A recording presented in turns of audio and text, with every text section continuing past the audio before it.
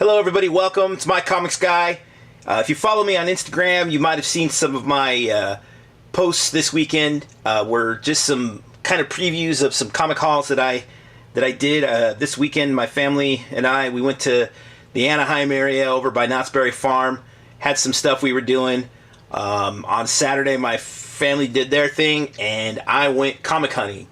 I went to about 4 or 5 shops. Got actually quite a bit of books, so I wish I would have thought of it ahead of time, but I forgot. I should have taken pictures of the storefronts. I did get a picture of one that I went to yesterday, but the ones on Saturday I didn't think of getting shots of their storefront or whatever until after I was long gone. However, I will post the information from those shops in the link here in the description. And if they got a website, which I'm sure they do since I found them all online, you'll have access to it. Anyway, without further ado, here we go. The first shop I went to is Pop's Comics. It was in Anaheim. They had mostly newer books. They have a lot of statues. They're pretty close to Disneyland, so they have a good number of Disney memorabilia, mostly statues and whatnot. But there wasn't that much stuff there, so it's not like one of those Disney stores that has a bunch of Disney items, and I don't mean the Disney store, but they have a nice shop. Anyway, what I got from them, I didn't get a lot of back issues or whatnot. They don't really have a lot of back issues, mostly newer issues, and then whatever overstock they have from new comics or whatever. So I just got a few of the newer books that I missed out on when they came out the first time. First thing I got from them was Orphanage number 1 and 2. From Aftershock Comics. I don't know anything about. Well, I know this story. It's the every adult in the world has died, and all the kids are left to take over. I like a lot of Aftershock Comics stuff that I've read so far. I've heard a lot of good things about this series, so I'm excited to give this a try. The next one, I was actually kind of surprised to see that they still had some left, but it is the Venom number 14. Battle Lines Carnage variant. They had that one available, and it was still cover price, so I was pretty glad to score me one of those. Another one I missed out on. Picked up an extra copy of Venom 13. I read that one the first time. That's the one where where Eddie Brock gets his mystical Venom costume. Got the third printing of Die number 4. Catching up on that. I missed this issue. And one, I didn't really miss it. I hadn't seen it out yet, but Boogly Heads number 1 from Devil's Due Comics. I actually ordered their 1 of 500 copy, or copy limited to 500s, on their web store. They have a web store version, and I saw on the CBSI hot list, actually, there's a 1 and 2 version of this same cover. That's actually on the hot list right now. I didn't see that. This was actually the only copy of this. Apparently Boogly Heads is something that's been around for a while. I just heard of it when I saw the solicitation on the Devil's Due website for the variant cover. I just ordered that the other day. There's probably still some covers left on there. It was a real cool cover. I'll post a picture of that on my Instagram when it comes, because it has not come yet. But anyway, that is what I got from Pop's Comics in Anaheim. Next shop I went to, Comics Hideout. They are also in, actually I think it's Westminster or Fullerton. I'll have to post their locations in the descriptions. This one, they got a ton of back issues. They have some games in the back too, Magic the Gathering and things like that I wasn't too interested in. They have a bunch of dollar bins there. A lot of back issue bins. I'd been there a couple weeks ago with my son and went through the back issue bins quite a bit then, so I didn't spend a ton of time there this time, but I did get a book that I kind of passed on the first time, and this was like my main motivation for going. First book I got, though, was Spider-Man 278. Amazing Spider-Man number 278, excuse me. I just get cool Spider-Man covers that I like. Spider-Man and Hulk are my 2 favorite Marvel characters, so I collect a lot of them. So you'll see a lot of their books popping up in my Instagram, or I'll have comic haul videos with them. Also, Amazing Spider-Man number 276. Amazing Spider-Man number 425. Those were my Spider-Man books I got from this haul. Again, there's nothing really super earth-shattering that happens in any of these, but I just like to pick them up. Although I think this is the first appearance of Spider-Man's electro-proof costume in number 425. And with Into the Spider-Verse and probably the continuing of those movies, you never know what Spider-Man costumes are going to make their next appearance. Also from the Comic Hideout, I got Spawn number 271, the black and white variant, and Spawn number 275.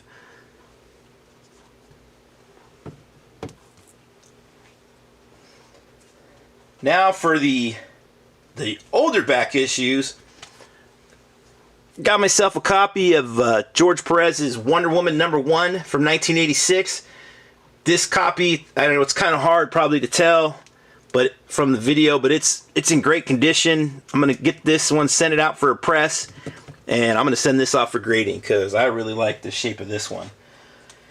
And the big one that I got from Comics Hideout, and this is the one that I went back for, that I missed out initially on, Detective Comics number 475, the famous Jokerfish issue. This is always one, I've owned this one a couple times over the years, but this one is a really high-grade copy. They had it rated as very fine, which might actually have been a little low of a grade. I'm going to also send this one in for a press and send it out to grading, so we'll see how my grading eye was. That's it for Comic Hideout. I went to another one called Comic Hero University. This one was actually cool. It was part of an old train station. They built a newer train station on the other side, and the old building was used for a comic shop, and there was also a restaurant there, so it was pretty cool. They had some back issues, a lot of newer variants. There was actually an arcade there. My son would have loved it, but he was off doing other stuff. Got some more Spider-Man books there. I got The Edge of Spider-Geddon number 1 with the appearance of Spider-Punk in there. Got a Spider-Man City at War number 3, more of a issue I missed. Amazing Spider-Man number 15. This is the Mary Jane's first Iron Spider appearance. This one, again, Into the Spider-Verse, you never know what is going to come out of these spider suits and whatnot. That was it for Comics Hero University. The next shop that I went to was the best shop of the day. Excelsior Collectibles. I want to say they're in Westminster. I'll have to post the address in the description. They had everything. I love going to shops that they have everything in fullbacks or halfbacks in Mylar. They had a ton of stuff. I guess this was affiliated with Stan Lee's Excelsior Collectibles company, so they're officially licensed. They had a lot of Stan Lee autographs and stuff. They also had some mystery boxes that, not gonna lie, while I usually pass on those, looked pretty tempting, but I did pass on them. But I did drop a good chunk of change there because they just had too much good stuff. We'll start off with Eternal Warrior number 6. Nothing really special about this issue other than it's a Barry Windsor Smith cover. Classic cover by a classic artist. Again, if you follow my Instagram, you'll know I'm a pretty big Valiant Comics fan. I collected Valiant when they first came out. Been following the new Valiant line, and I'm really excited for the Bloodshot movie that's coming out. And I sure hope that movie takes off, because I would love to see a new comic book universe out there to compete with Marvel and DC. The next one I have is Eternal Warrior number 5. This is actually Bloodshot's first cameo appearance. He showed up at the end of this one. The old Valiant was great. I love their they would always have the unannounced first appearance of characters, and you just get a new book, and oh look, there's a new character. This one obviously wasn't that much of a surprise because it says Bloodshot on the cover, but yeah, but it was not that well known.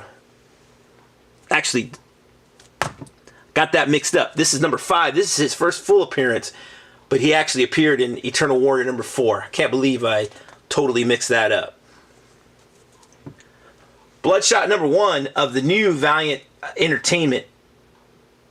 This one I just got again. It's a great cover. Somehow I must have sold off my old Bloodshots, but I didn't have Bloodshot number 1, so I got another one. They had a nice copy there. This one is Peter Parker, Spectacular Spider-Man number 300, Hulk variant. Like I said, I collect Hulk stuff and saw this cover. I really liked it. $5. Can't go wrong. Now back to the Valiant run. Solar Man of the Atom, number 7. This cover I get anytime I can. I have it in CGC 9.8. I've got a few raw copies of it. This is another high-end raw copy. Now, that was one thing I noticed about the comics at this Excelsior Collectibles, is they had a lot of high-end copies. I got the new Harbinger number 1 subscription variant. Obviously, this isn't the famous Harbinger number 1 that introduced everybody, but this is the first issue of the new series under Valiant Entertainment, and this series was actually a great series. I hope, the rumor is that they're going to adapt that next after the Bloodshot movie. I sure hope they do, because that would be something exciting. I had another Valiant book, Exo Manowar number 1, first appearance of Exo Manowar, first appearance of the Armor, first appearance of Eric of Dacia. Exo Manowar is my favorite Valiant character. I have this.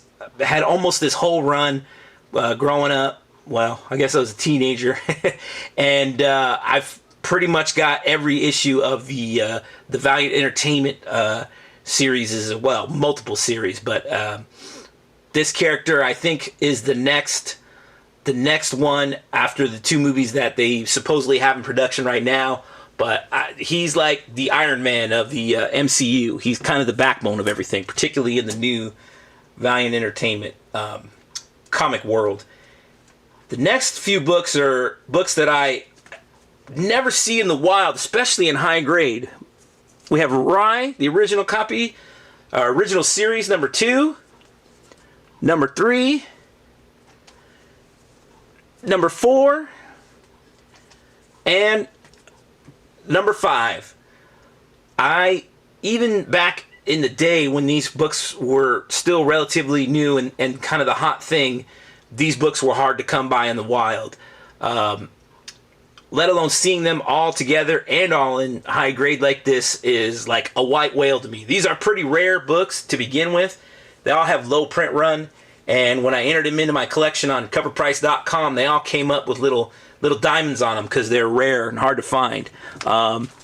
Nothing really happens, significant in any of these issues, but they're all low print run. They were all hard to get. I remember back in the day when Valiant first came out, these books were the one to have, particularly number 3, because that was at least perceived to be the one with the lowest print run out of all of them.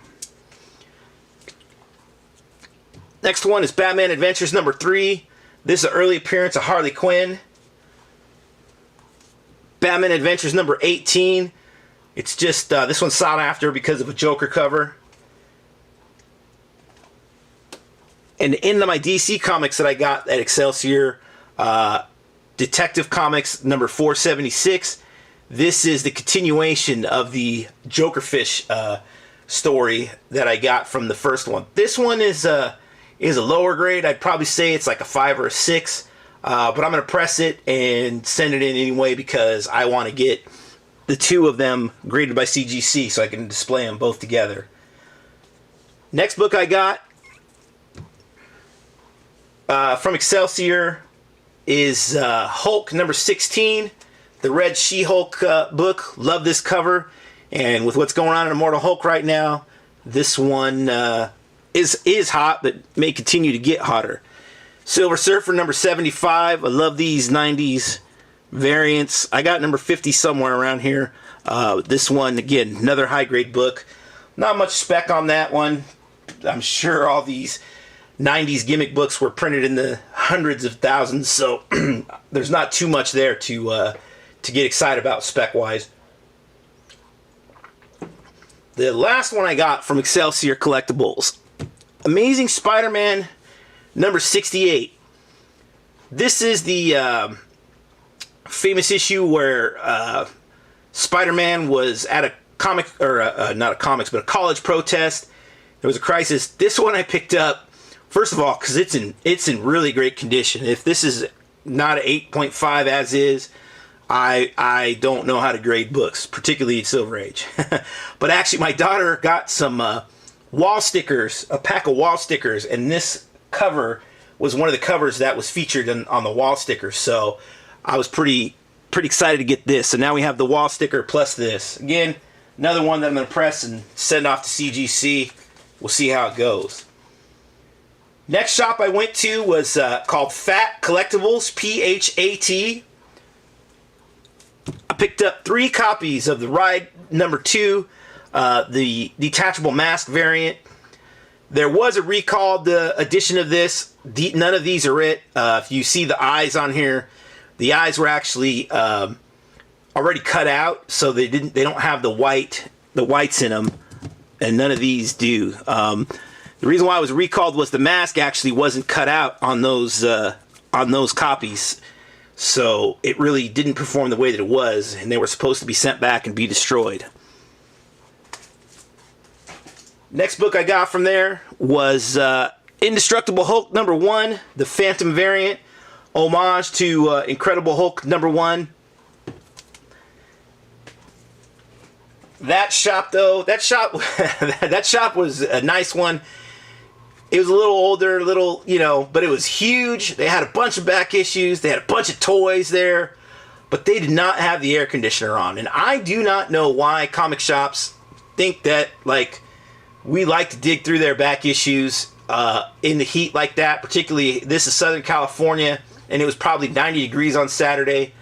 I don't understand why the shop, they did have their doors open, but when it's 90 degrees outside, having the doors open isn't going to help a whole lot. So, and I've been to many other comic shops that refuse to run their air conditioner. So that's my gripe about them. But I did get a couple books that were kind of cool. Last but definitely not least, I went to the world famous Golden Apple Comics. They are in Los Angeles. The Incredible Hulk box that you see that's been through this whole video, I actually picked up there. I just normally go with the white BCW boxes that you can see over in the corner there. But like I said, I'm a Hulk fan, so I decided I was going to go ahead and pick up this Hulk box. I mean, it's great. I know it looks like the Immortal Hulk, but it's the top of the lid actually says Incredible Hulk on it. But if you know what's going on these days, it definitely looks like the Immortal Hulk. I only actually picked up one book from there, but it was a pretty significant book. And that is Batman Vengeance of Bane number 1, the first printing. I already have the second printing. I had this back when Bane came out back in the day, but I don't have it anymore. Now I have it again. This one is going to CGC. That's it. Thanks for checking out my score, guys. If you like it, hey, comment, talk. I love interacting. Please follow, like, everything. Check me out on Instagram, My Comics Guy, and I'll see you in the next video.